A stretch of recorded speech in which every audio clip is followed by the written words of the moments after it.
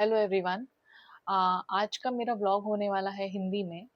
क्योंकि मैंने रियलाइज़ किया पिछले 3 व्लॉग में कि हो सकता है कि बहुत और सारे लोग मेरा व्लॉग देखना चाहते हो और हिंदी से एक लार्जर ऑडियंस के पास मैं पहुंच सकती हूँ। तो इसीलिए अब से मेरे vlog Hindi, Marathi, English mix होंगे। क्योंकि मेरी हिंदी भी इतनी ज़्यादा फ्लुएंट नहीं है, बट मैं कोशिश करूँगी कि मैं मैक्सिमम हिंदी में बात करूँ। तो आज का मेरा व्लॉग होने वाला है एक मेरी पर्सनल एक्सपीरियंस, पर्सनल जर्नी के बारे में अबाउट मेंटोरशिप। कितना इम्पोर्टेंट होता है एक मेंटोर होना और एक मेंटोरशिप का एक्सपीरियंस होना ज़िंदगी में। अम, तो ये कुछ बात है 2013-12 के आसपास। तब मैंने एक ऑर्गेनाइजेशन ज्वाइन किया था। मैं ऑर्गेनाइजेशन का नाम नहीं लूँगी, बट मैं आपके साथ एक एक्सपीरियंस शेयर कर रही हूँ। और उस ऑर्गेनाइजेशन में कुछ एक 6 से 7 लोग मेरे अंडर रिपोर्ट कर रहे थे। और होता है ना कि आप नया ऑर्गेनाइजेशन ज्वाइन करते हैं तो बहुत लोग शायद आपको पसंद ना करें, क्योंकि आपको अभी अभी आप नए हो इस ऑर्गेनाइजेशन में, तो आपको अपना वर्थ प्रूफ करना है। तो बहुत सारे लोग ऐसा सोचते होंगे कि क्यों हम इन इनकी लीडरशिप पे बिलीव करें, राइट? तो मेरे साथ भी कुछ ऐसा ही हुआ। मुझे बहुत रेजिस्टेंस फेस हुआ, वो जितने भी टीम मेंबर्स थे। और उस एक्सपीरियंस ने मुझे बहुत तोड़ के रख दिया, मैं ऐसा बोल सकती हूँ। बट लकीली पता नहीं कैसे भगवान की कृपा से हमारे उसी ऑर्गेनाइजेशन ने एक मेंटोरशिप प्रोग्राम शुरू किया था। और उस प्रोग्राम में हमें ही खुद जो लीडर्स हम लुक अप टू करते हैं ऑर्गेनाइजेशन में, हम को चूज करना था। तो मैंने चूज किया था सलोनी सूरी जी को।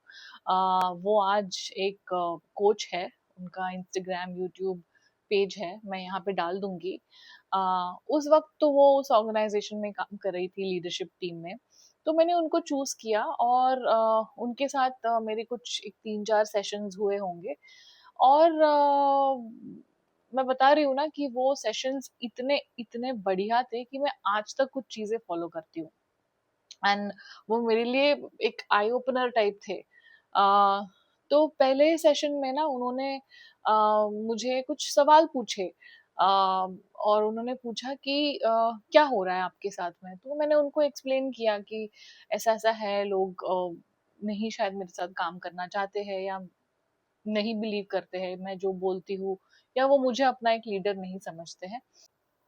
तो उन्होंने मुझे 3 चीजें बताई और ये 3 चीजें मैं आज तक फॉलो करती हूँ और हमेशा खुद को याद दिलाती हूँ, क्योंकि ये तीनों चीजों ने ही मुझे शायद सेन रखा है अराउंड पीपल जो वर्क प्लेस पे होते हैं।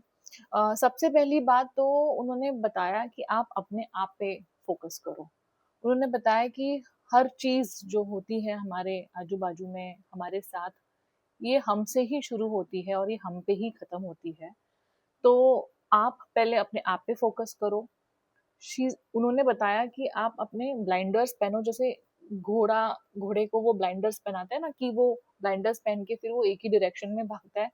उन्होंने कहा आप बस वो ही करो, और जो आपके कंट्रोल में है, जो आप कर सकते हो, बेस्ट कर सकते हो, बेस्ट अपना दे सकते हो काम पे, आप उसी पे फोकस करो।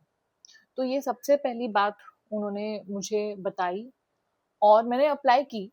मैंने किस तरीके से अप्लाई की, उसी वक्त एक प्रोजेक्ट आया था और वो प्रोजेक्ट का लीड मुझे बनाया गया था। तो मैंने वो 3-4 महीने ऐसे लगाए हैं उस प्रोजेक्ट पे कि कोई गुंजाइश ही नहीं बची थी कि भाई कोई बोले कि ये और बेहतर हो सकता था।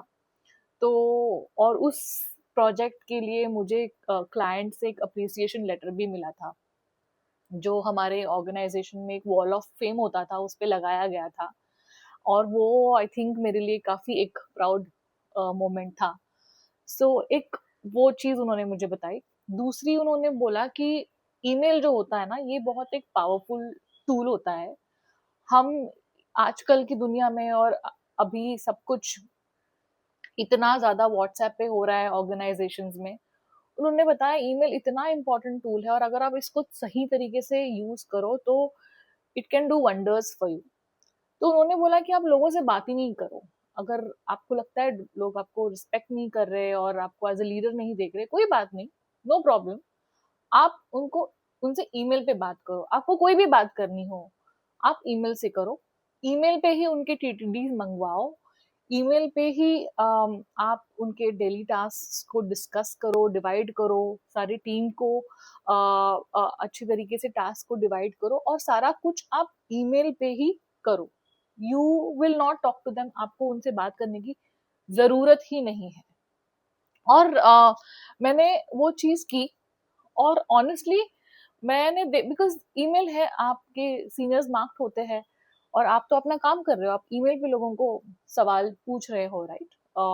कि ये फलाना काम क्यों नहीं हुआ, ये ढिमकाना काम क्यों नहीं हुआ? सो और जब ईमेल पे होने लगी ना चीज़ें, जब लोगों की रिप्लाई आने लगे, लोग को लगने लगा कि भाई अब तो हम फंस चुके हैं, अभी हम हाइड भी नहीं कर सकते और अब हमको तो सुविधा को जवाब देना पड़ेगा because by the organisations hierarchy she is the one we are reporting into.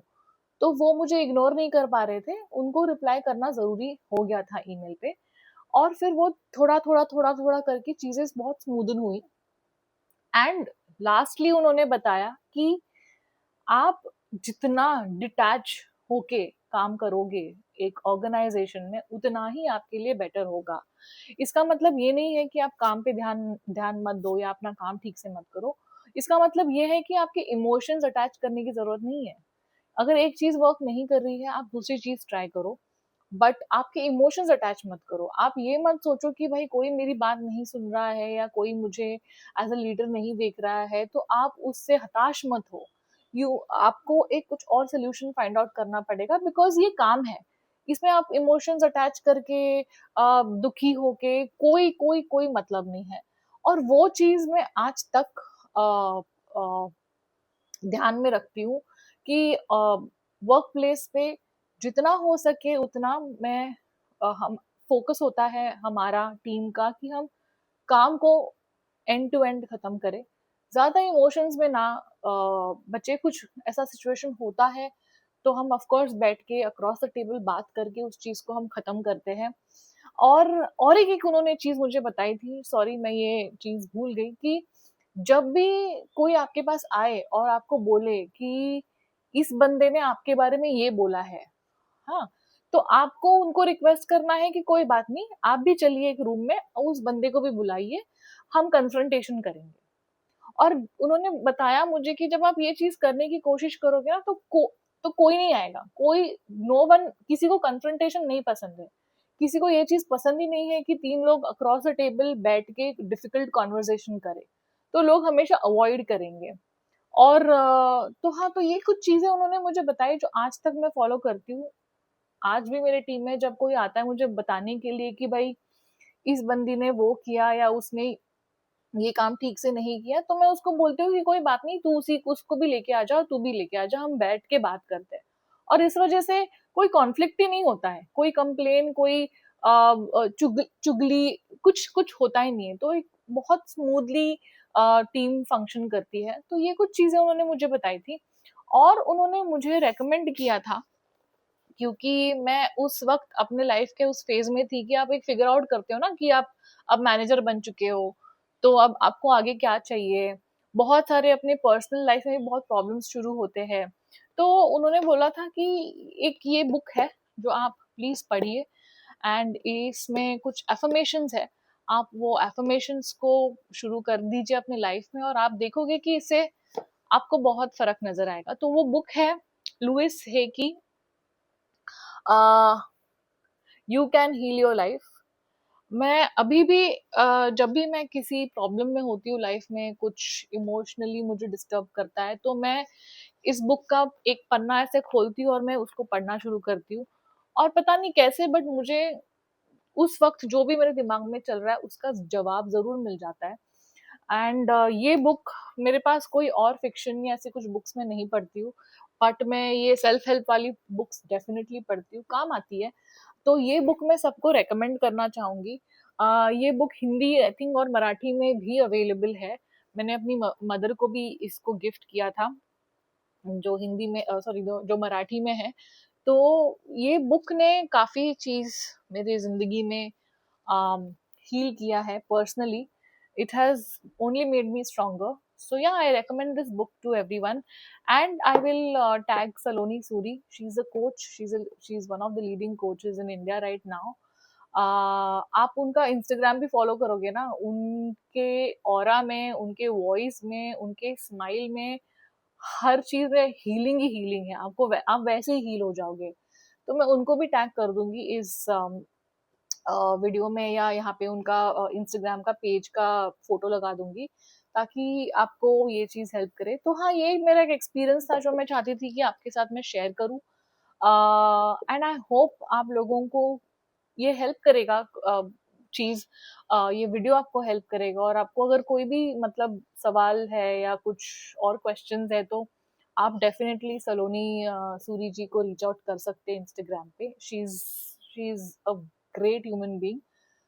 तो या, thank you so much for watching this. And आगे जाके मैं ऐसे कुछ कुछ अपने छोटे छोटे लाइफ एक्सपीरियंसेस आपके पास लेके आऊंगी, ताकि uh, वो आपको भी हेल्प करे। जब मैं भी रिविजिट करती हूँ तो मुझे भी हेल्प करता है। So yeah, thank you so much, take care.